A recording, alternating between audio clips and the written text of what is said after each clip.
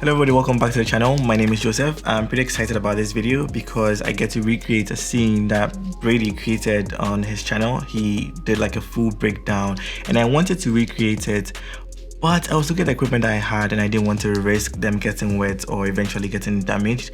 And luckily, it was more like a coincidence. LUXCEO also messaged me and said that they wanted to send me one of their lights. And so I went to their site and I chose the P120, which is being marketed or advertised as a waterproof light. And so I just thought, if I don't want to risk using my lights and this is already a waterproof light, then this is going to be the best chance for me to recreate the scene and then just have my own go at it, my own experience, and learn from it and see what I can create on my own. So I'm sure the first question is, did this light survive? And yes, it did. That is what I'm actually using to light up the scene right now. So I've broken down my entire cob light with a softbox and I'm just using this tube light to light the scene. So I feel like if you're also an upcoming YouTuber and you're looking for an affordable light that you can use to light your talking head scenes, just like this one, I also have it like really close. That is something that if I wanted to do with my cob light, it means that I would probably be getting the softbox in the shot, but this is a very thin tube. It's quite long, so it's creating a nice wrap around light. It's also very soft, and it comes with this handy remote that you can use to quickly adjust, the light. So you have your power button, your plus and minus. You also have some presets. You can just, wiggle through that and see the options that it gives you. But the more handy bit of it is the Bluetooth app that it comes with. So this is the app, So for example, if I just move this all the way down, you will see that this light has gotten really cool because I'm in the blue side of it, and then I can also just go all the way into a warm tone and you can see that it's giving me like a very warm tone. I can also go into the color tab and this is where like the full RGB mode sets in. You can see that it's giving me some saturated blues in my skin. I tap on green, it's just going to go green. I tap on red, it's going to do the same thing. Currently it's all at 100%. If I come down on the percentage, you can see that the reds are not going to be as saturated. If I click on the blue as well, you can see that it's not going to be as saturated. So let me just click on white, and I like to set it in the middle so that I have like a balance between like a warm and cool tone. If I show you this light, so you can see that that's what I'm using to light the scene right now. Switch to video and tap on record. You can see that I can see the beads, but it's still giving me a soft light. I think it's just because of the size of the light, but I feel like if they had like a more opaque silicone covering it, it would create even more of a soft light. Now the interesting thing about this light is, like I said, it's being marketed as a waterproof light, and it was a chance for me to get it wet and try it out and also recreate the scene that Brady created. So there's a few things that I noticed that Brady did. I know he was using much stronger lights, and so for example, the light that was casting against his subject's eyes, he bounced the light from the back of the car through the rear view mirror, and then that just casted light onto the subject's face. But I didn't have a strong light to do that, so I just had a gobo, and I put a slit through that and then just used that to light up my subject through the front mirror, the windshield. I just shot the light through that to create that split of light on her face. And then I also used this P120 as my main light, colored it blue just to create that color contrast, because we had two other lights in the back shining through the driver's side of the window and then the rear window. But there were some issues with the windows, and the issue is that they were tinted, and because they were tinted, they were stopping a lot of light entering the frame. But thankfully the driver's part of the window wasn't as tinted as the rear, and so we're able to get like light to shine through and graze into the car. But the back part, because of how dark it wasn't really getting a lot of light, and so I added another light from the back to shine into the car, but I still wasn't lifting up the shadows. I didn't want to put another light in the car because it will look too lit, and so I just had to stick with this plan and just hopefully get really nice textures out of the raindrops that were falling on the window.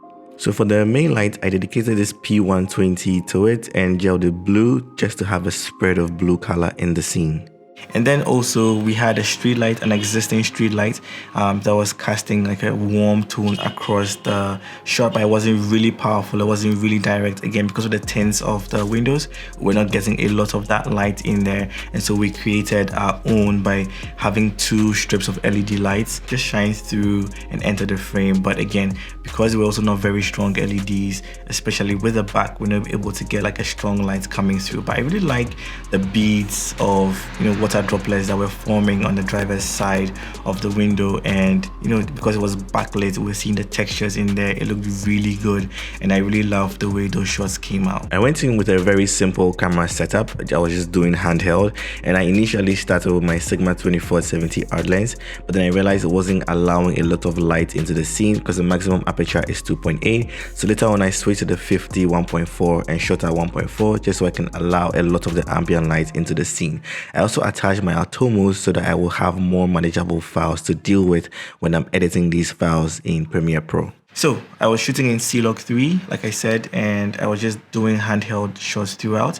I was just moving slightly, like moving in a little bit just to get a little bit of motion. Now move back out a little bit. I also pan to the right just a little bit, pan to the left a little bit just to create motion. I went into the car to get some detailed shots.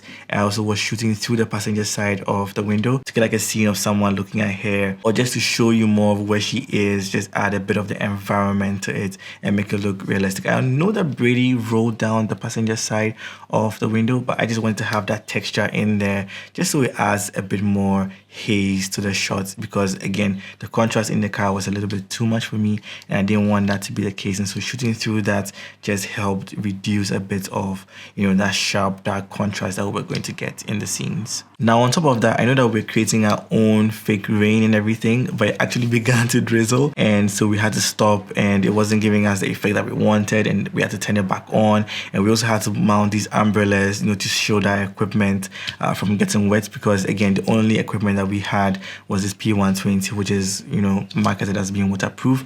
I didn't know so much about the other lights, but thankfully they survived. They're working, all the lights are working, and this was my first attempt, so be gentle in the comments, guys.